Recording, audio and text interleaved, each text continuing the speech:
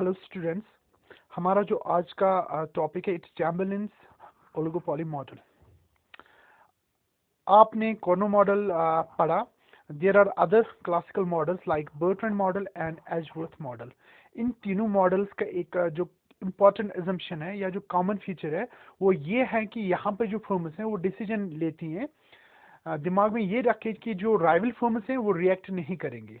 They consider that the rival firms, they will keep their output constant or they will keep their prices constant. That means in these classical models firms ये लेके चलती हैं कि दूसरे firms पे इनके decision का कोई असर नहीं पड़ेगा. So firms in these classical models, they act as independent, they independently act. But जो चैम्बरलिन है, चैम्बरलिन का जो मॉडल है इट्स एन इम्प्रूवमेंट और advance over these classical models. अब चैम्बरलिन मॉडल में क्या ऐसा कुछ है जो डिफरेंट है क्लासिकल मॉडल से? चैम्बरलिन मॉडल में जो फर्म्स हैं वो म्यूचुअल जो इंडिपेंडेंस है फर्म्स के बीच में उसको रिकॉग्नाइज करते हैं। What does that mean?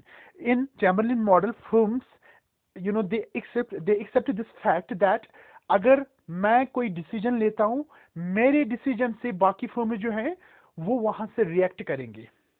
That means यहाँ पे इन चैम्बरलिन मॉडल जो ओलिगोपोलिस्टिस हैं वो इस फैक्ट को एक्सेप्ट करते हैं कि जो मेरा डिसीजन है इस डिसीजन की वजह से बाकी फर्म्स पे असर पड़ेगा and they will react. That means the firms in Chamberlin model they recognize the mutual dependence। Firms accept करते हैं कि हम दूसरे फर्म्स पे डिपेंडेंट हैं। लेकिन जो हमारे क्लासिकल मॉडल से लाइक कॉर्नो मॉडल या एजवर्थ या बर्ट्रैंड, वहां पे जो फर्म्स है वो इंडिपेंडेंटली बिहेव करते थे। उनका वहां पर वो जब भी डिसीजन लेते थे ये सोच के डिसीजन लेते थे कि राइवल फर्म जो है वो अपना आउटपुट कांस्टेंट रखेगी। So this is the important difference between these two models.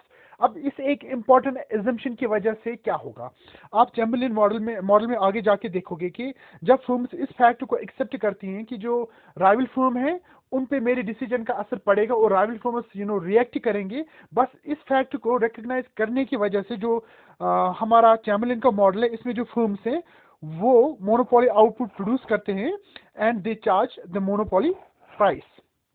और एक इंपॉर्टेंट फैक्ट यहाँ पर ये है, जो चैम्बरलिन मॉडल है आप इसमें देखोगे कि जो फर्म उनमें कोई कोलिजन नहीं होता। कोलिजन मीन्स उनमें कोई ऐसा पैक्ट नहीं है कि वो एक्ट करते हैं as one unit. It's just understanding कि फर्म्स एक दूसरे पे डिपेंड करती हैं, उसकी वजह से मोनोपोली आउटपुट प्रोड्यूस होता है। नॉट दैट कि ये जो फर्म्स है इनमें कोई टैसिट कोलिजन है या इनमें कोई दे हैव डिसाइडेड कि हम एज वन यूनिट एक्ट करेंगे, but in a non collusion manner just based on this fact कि वी आर म्यूचुअली डिपेंडेंट, ये फर्म जो है मोनोपोली आउटपुट प्रोड्यूस करते हैं।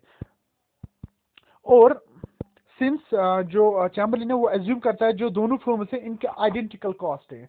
आइडेंटिकल कॉस्ट मीन्स जो कॉस्ट को फर्म 1 का है वही कॉस्ट को जो है वो फर्म 2 का है, और बेस्ड ऑन दैट जो टोटल प्रॉफिट्स आएंगे दोनों इक्वली शेयर करेंगे। अब देखिए जो चैम्बरलिन मॉडल है कुछ हद तक आप देखोगे कि it's no way different than Cournot up to stage. अब देखिए जो चैम्बरलिन है उसने भी लीनियर डिमांड करो एज्यूम किया और उसने भी जो कॉस्ट ऑफ प्रोडक्शन है वो 0 कंसिडर किया। That means cost for both the firms is same. जैसे मैंने अभी आपको कुछ समय पहले बोला कि जो फर्म्स का जो कॉस्ट कर्व है इट इज सेम, तो दोनों फर्म्स का जो कॉस्ट है दैट इज 0 और जो डिमांड कर्व है इट्स लीनियर। अब देखिए स्टेज फर्स्ट में क्या होगा, फर्म 1 मार्केट में एंटर होगी। There is only one firm at stage first. Firm 1 जो एंटर हुई, जो उसका डिमांड कर्व है इट्स दिस डिमांड करो, उसका ये लीनियर डिमांड करो है, और जो टोटल क्वांटिटी डिमांडेड है इट्स 100। और फर्म 1 का जो मार्जिनल रेवेन्यू कर्व है MR1, आप देख सकते हो ये डिमांड कर्व को कहां पर कट करता है, at this point. Why? Because the slope of marginal revenue is 1/2 of demand curve. अब फर्म 1 है इस पॉइंट पे सिर्फ मार्केट में, तो उसका जो प्रॉफिट मैक्सिमाइजेशन का मोटिव होगा सो वो कहां पर फुलफिल होगा, at the point where marginal revenue is equal to marginal cost. Since हमने यहाँ एज्यूम किया है जो मार्जिनल कॉस्ट है वो 0 है, that means eight the point of equilibrium marginal revenue क्या होना चाहिए, 0, जो कि हमने इससे पहले भी देखा था कॉर्नो मॉडल में। वो कहां पर फुलफिल होता है, at this point. Eight this point जो मार्जिनल कॉस्ट जो है वो मार्जिनल रेवेन्यू के बराबर है। तो आप जब ऊपर की तरफ जाओगे यहाँ से you will see this is monopoly price 10 rupees and this is monopoly quantity 50। Firm one जो है वो कितना सप्लाई करता है 50 यूनिट्स किस प्राइस पे पी पे। जो उसके टोटल प्रॉफिट्स हैं वो कितना है P into Q which is 500। सो जो फर्म वन है वो कितना प्रॉफिट अर्न कर रहा है 500। सिंस कॉस्ट इज जीरो जो भी रेवेन्यू आ रहा है वो सारा उसका एज प्रॉफिट जा रहा है।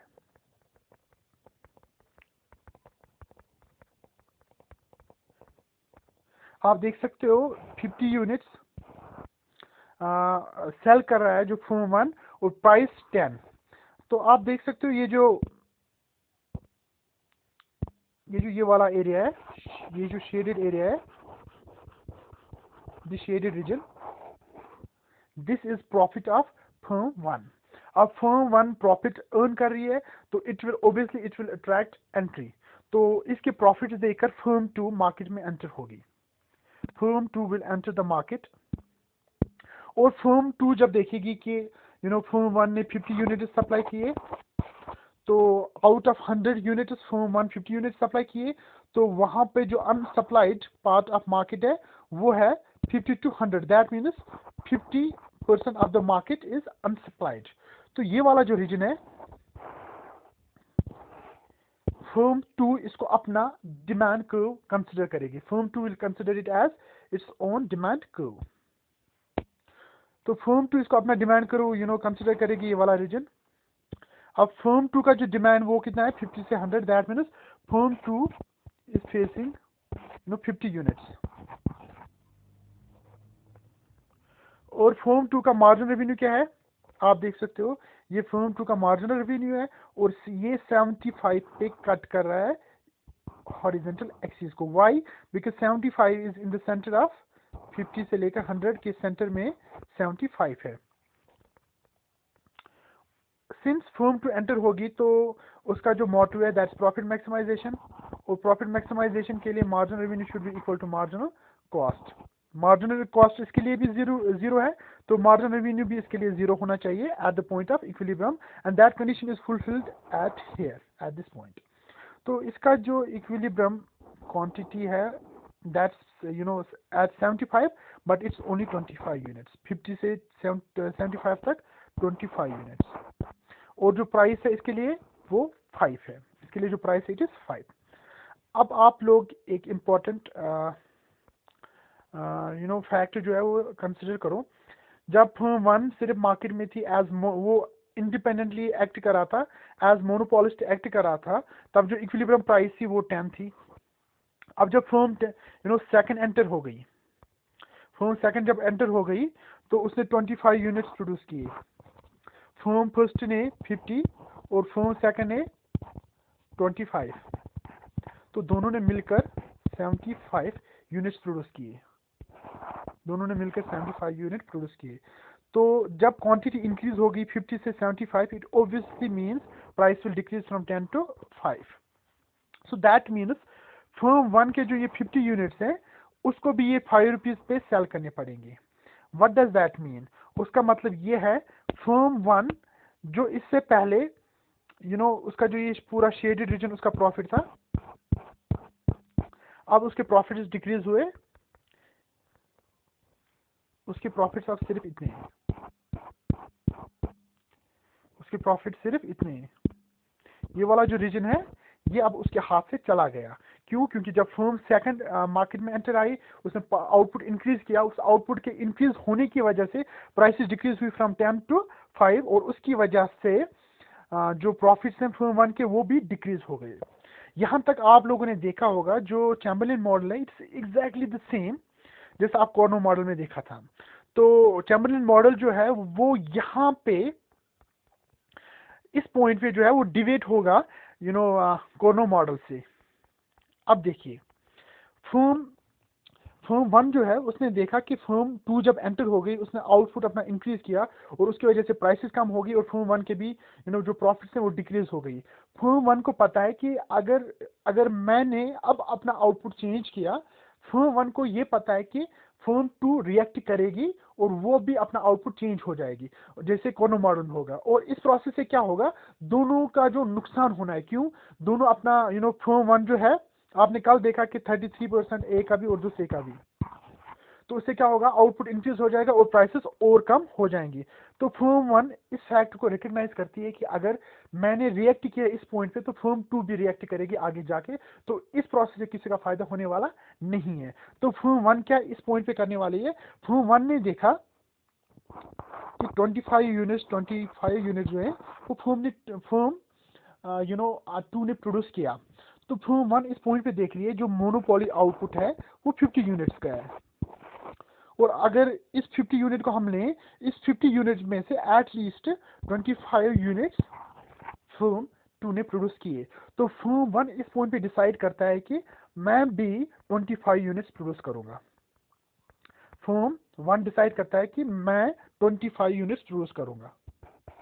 कितना यूनिट्स, और क्योंकि firm two 25 units produce already कर रहा है 25 से 50, तो दोनों मिलके कितना, तो फर्म वन के दिमाग में इस वक्त ये पॉइंट है कि मैं 25 यूनिट्स प्रोड्यूस करूंगा, और फर्म टू जो है वो ऑलरेडी 25 यूनिट्स प्रोड्यूस कर रहा है, तो दोनों मिलकर 50 यूनिट्स प्रोड्यूस करेंगे। और जो 50 यूनिट्स है इट्स मोनोपोली आउटपुट, और इससे जो प्राइस रहेगी वो 10 है। आप देख सकते हो, ये देखिए प्राइस 10 है। तो फर्म वन ने, जैसे आपने कॉर्नो मॉडल में फर्म वन का रिएक्शन देखा था, यहाँ पे वो वैसा नहीं कर रहा है। यहाँ पर उसने अपना आउटपुट रिड्यूस किया फ्रॉम 50 यूनिट्स टू 25, और एट द सेम टाइम वहां से फर्म टू जो है उसने 25 यूनिट्स वो प्रोड्यूस करा है।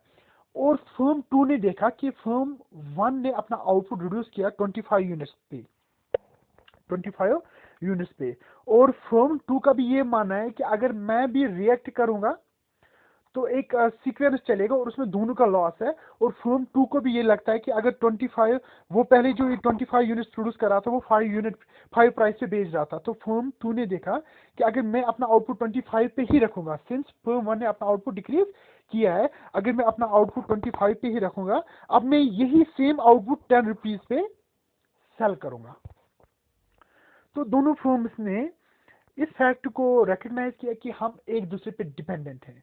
अगर हम इस फैक्ट को रिकग्नाइज ना करें कि हम डिपेंडेंट नहीं है, तो इससे क्या होगा, we will keep on reacting to each others output, और आउटपुट इंक्रीज हो जाएगा और प्राइसेस डिक्रीज हो जाएगा, जैसे आपने कॉर्नो मॉडल में देखा, और दोनों के जो प्रॉफिट्स हैं वो डिक्रीज हो जाएगा। इसलिए फर्म वन 25 यूनिट्स डिसाइड करती है प्रोड्यूस करना, और फर्म टू तो 25 पे ऑलरेडी थी, और वो भी डिसाइड करती है कि मैं अपना आउटपुट चेंज नहीं करूंगा।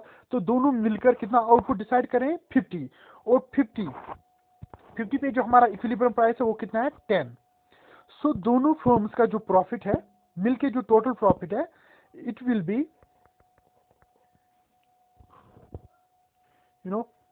It will be equal to this region. ये टोटल प्रॉफिट दोनों फर्म्स के हैं, and out of this total profit, ये वाला जो रीजन है, out of this total profit, region 1 और रीजन 2, ये जो प्रॉफिट्स हैं ये फर्म 1 के हैं, और 3 एंड 4 ये फर्म 2 के हैं। और आप देख सकते हो ये दोनों फर्म्स मिलके मोनोपोली आउट प्रोड्यूस कर रहे हैं, and they are selling it at monopoly price. So in Chamberlin model आप लोगों ने देखा कि दोनों फर्म्स जब ये फैक्ट रिकग्नाइज करते हैं कि हम दोनों फर्म्स एक दूसरे पे डिपेंडेंट हैं, एंड जब वो इस फैक्ट को रिकग्नाइज करते हैं, एंड विदाउट एनी कोलिजन, उनमें कोई एग्रीमेंट नहीं है कि एग्रीमेंट नहीं होता है कि we should behave like this, या उनमें कोई फॉर्मल एग्रीमेंट नहीं है कि हमने मिलके एज वन यूनिट काम करना है।